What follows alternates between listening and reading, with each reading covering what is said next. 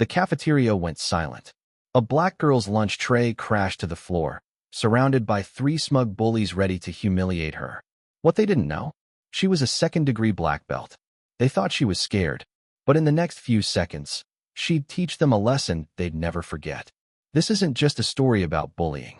It's about silent strength, respect, and revenge done right. The lunch tray clattered to the floor with a loud clang that seemed to echo across the entire cafeteria. Amara stood frozen, right in the middle of the chaos, her dark brown eyes wide but steady.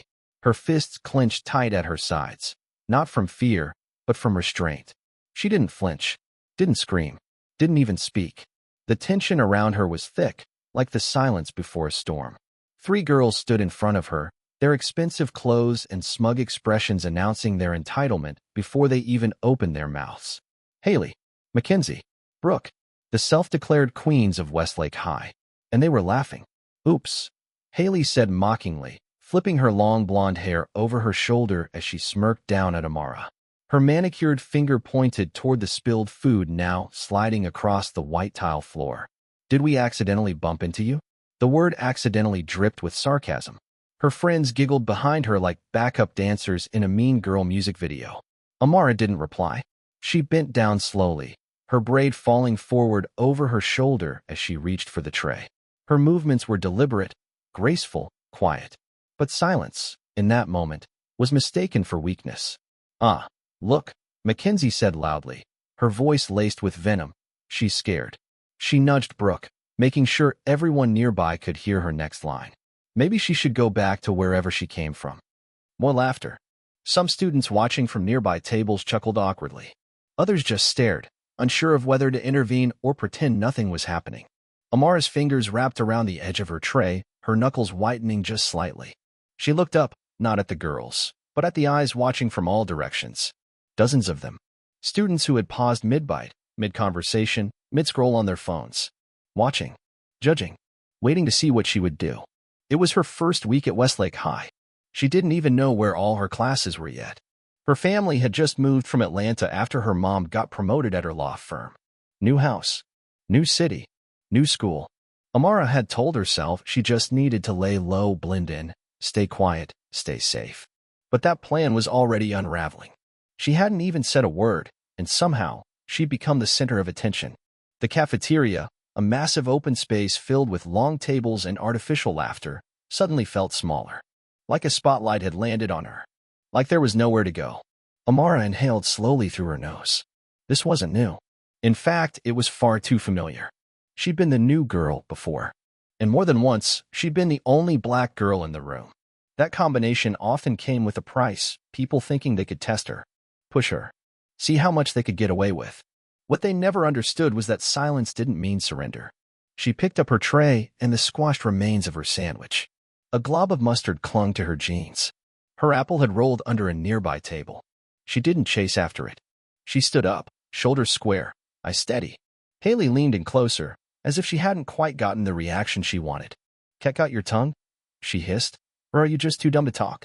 Brooke chuckled, but even she looked a little unsure now. Something about Amara's expression, calm, still, unreadable, seemed off. Not scared. Not fragile. Just waiting. The bell rang suddenly, breaking the moment. Students started gathering their trays and heading toward the exits, but the tension between Amara and the 3 girls remained suspended in the air. Amara stepped past them silently, her gaze never dropping. She walked with quiet precision, not rushing, not stumbling. Behind her, the girls exchanged confused glances. "She's so weird," Mackenzie muttered. "Whatever," Haley said. "She'll break eventually. They always do." But Amara wasn't breaking. She wasn't scared. And what they didn't realize was simple. She didn't need to yell to be strong. She didn't need to fight to be dangerous. And she definitely didn't need their approval to stand her ground. They had no idea what she was capable of. But they were about to find out. By the end of the school day, the whispers had already begun. "You see what those girls did to the new girl? Didn't even fight back. Just stood there like a statue. I heard she didn't say a single word, just walked away. Bet she's gonna cry herself to sleep." Amara walked the crowded hallway like a ghost in her own story, present, but invisible. Every classroom she passed, every turn she took, she could feel the stares behind her back.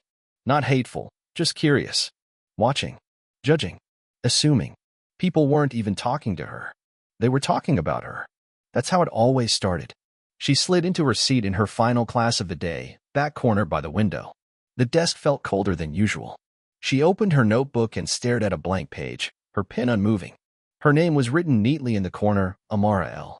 Johnson, but it looked like someone else's name. Like it didn't belong here. She barely heard the teacher's voice. Didn't hear the questions or the bell ring. All she could hear was the memory of Mackenzie's voice, echoing. Maybe she should go back to wherever she came from. That line had followed her through 3 different schools in the past 4 years. It didn't matter if it was a suburb in Texas, a prep academy in Chicago, or a private charter in Georgia, some things never changed. But Amara had. She had learned something very important in every place she had been. Bullies test the quiet ones first. They mistake your calm for weakness, your silence for fear. She had also learned, they only win if you let them. Hey. The voice came from her left, soft but hesitant. She turned slightly. A boy with curly brown hair, oversized glasses, and an armful of textbooks was looking at her. He looked harmless, nervous, but kind. I'm Jonah, he said with an awkward half-smile. That thing in the cafeteria, that was messed up.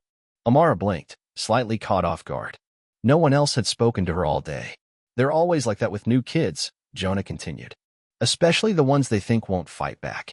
Amara studied him for a second, her face unreadable. I'm fine, she said flatly, hoping he'd leave it there. Jonah hesitated, clearly unsure if he was pushing too far.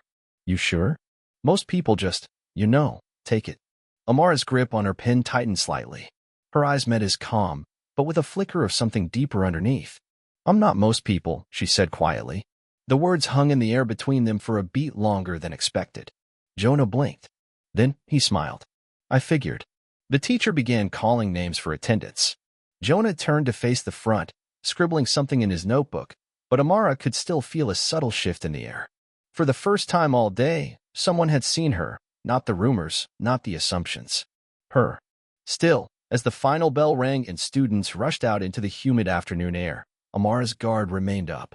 She opened her locker and found a folded piece of paper inside. It was a note. Meet me behind the gym after school. I need to talk.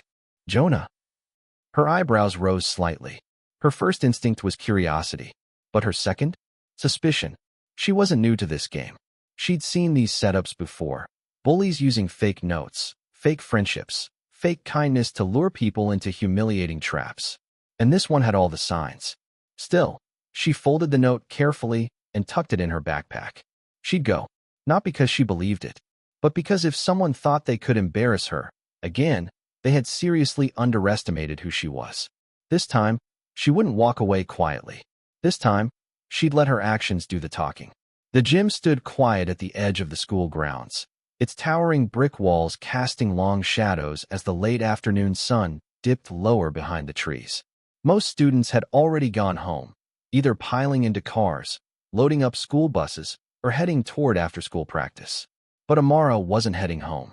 She was walking slowly, deliberately, toward the back of the gymnasium, her backpack slung over one shoulder, her face unreadable. She already knew this wasn't a real meeting. The note left in her locker, pretending to be from Jonah, had been too obvious. Jonah wasn't the kind of person who would write something like that, especially not in such messy handwriting. Besides, he hadn't even talked to her after last period. He'd looked nervous again, like he knew something was up but didn't know how to say it. It wasn't a mistake. It was bait. She rounded the corner behind the gym, her boots crunching on gravel, and came face to face with the setup. Just like she'd expected.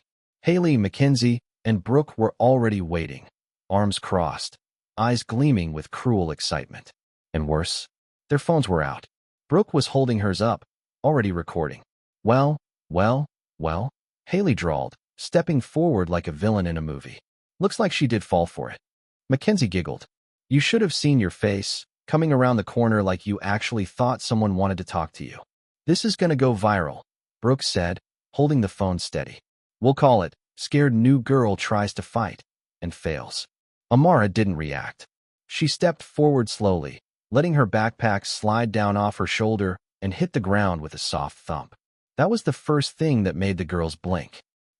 She's trying to look tough now, Haley mocked, glancing sideways at the others. I guess you didn't learn your place yesterday. Still, Amara said nothing. She stepped further into the semicircle they'd formed, now standing directly in front of them.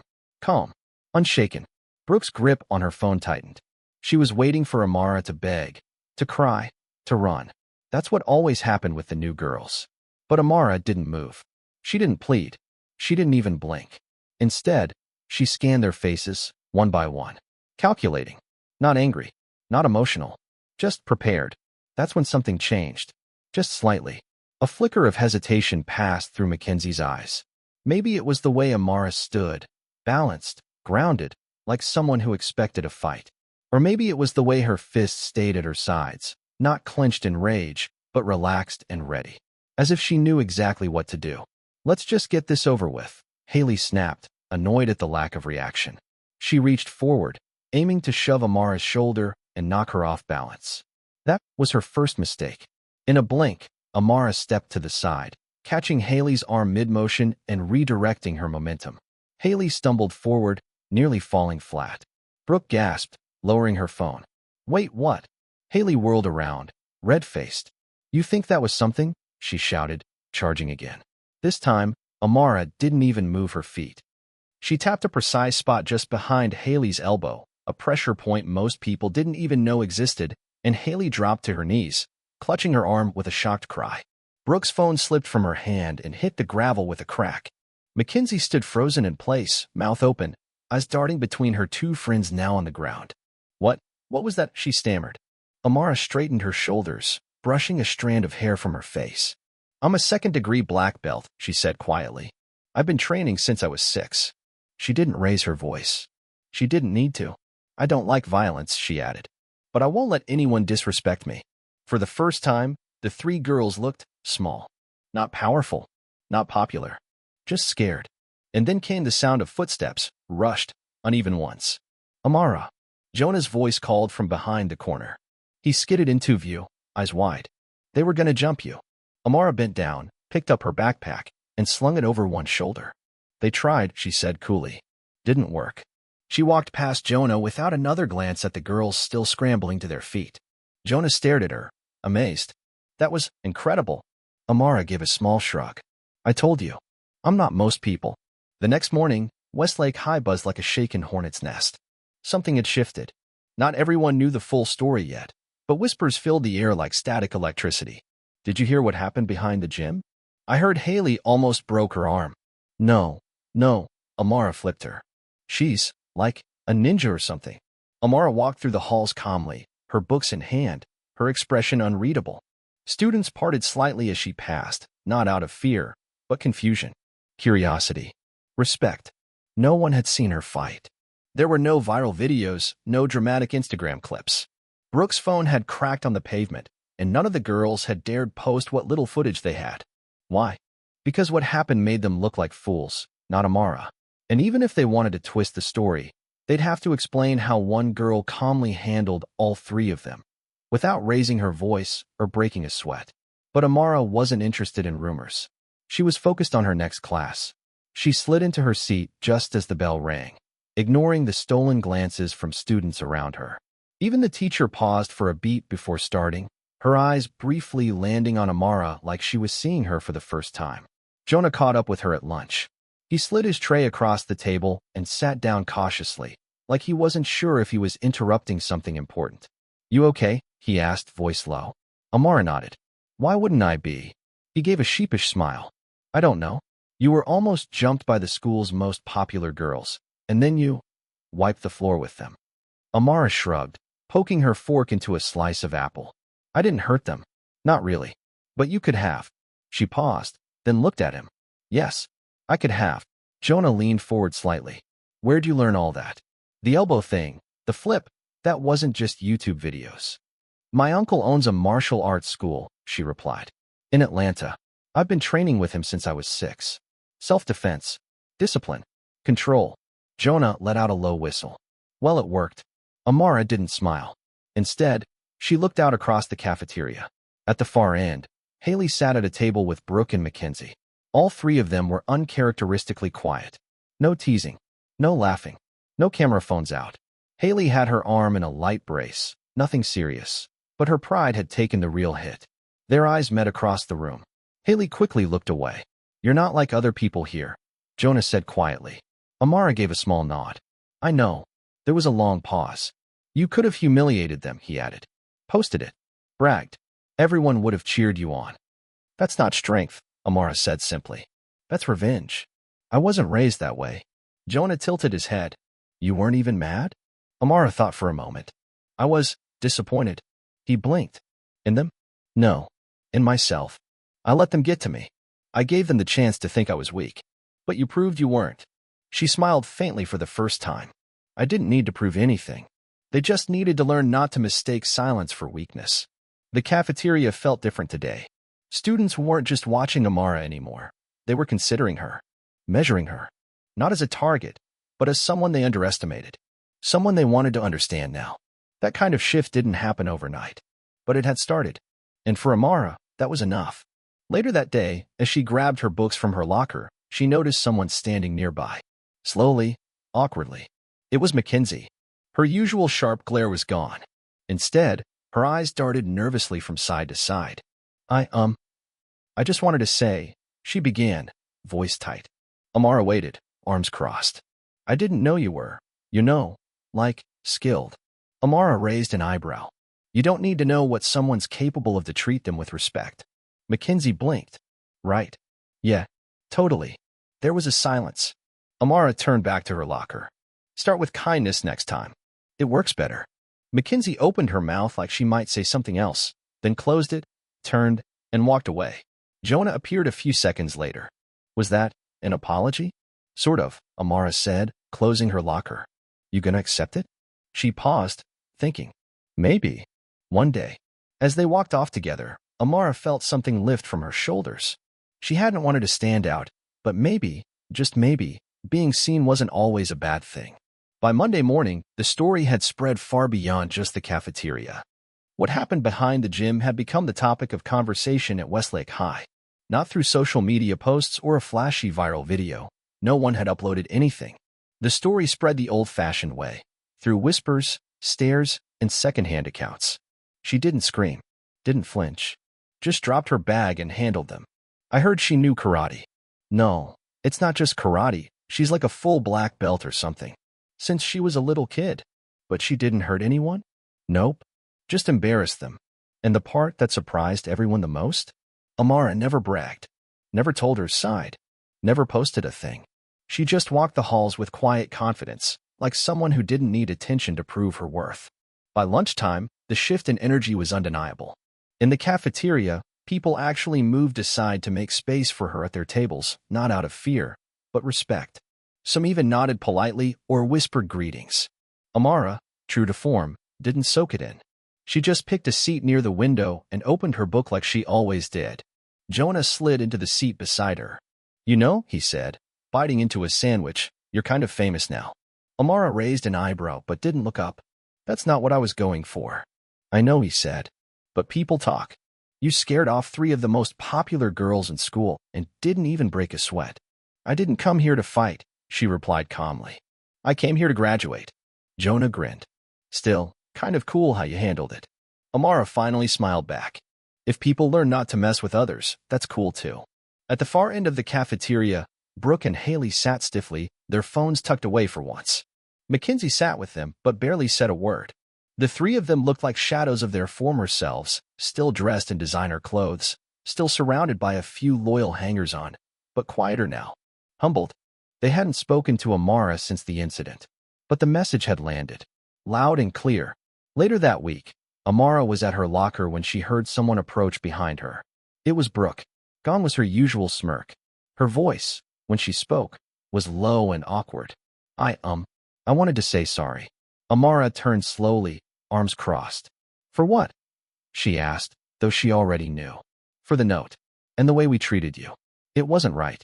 Amara studied her for a long moment. And what changed? Brooke shifted uncomfortably. I guess I didn't think you'd stand up for yourself. Or know how.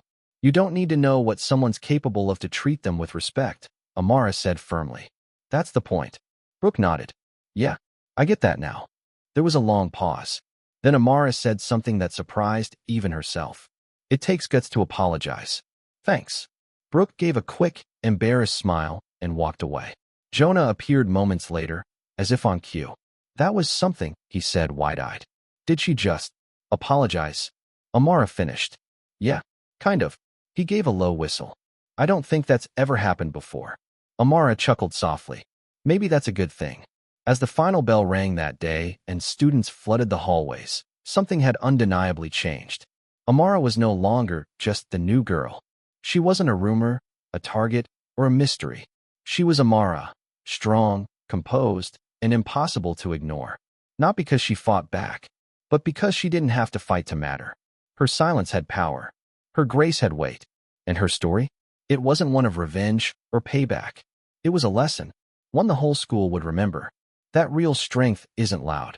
It doesn't need an audience. It's calm. It's quiet. And it shows up exactly when it needs to.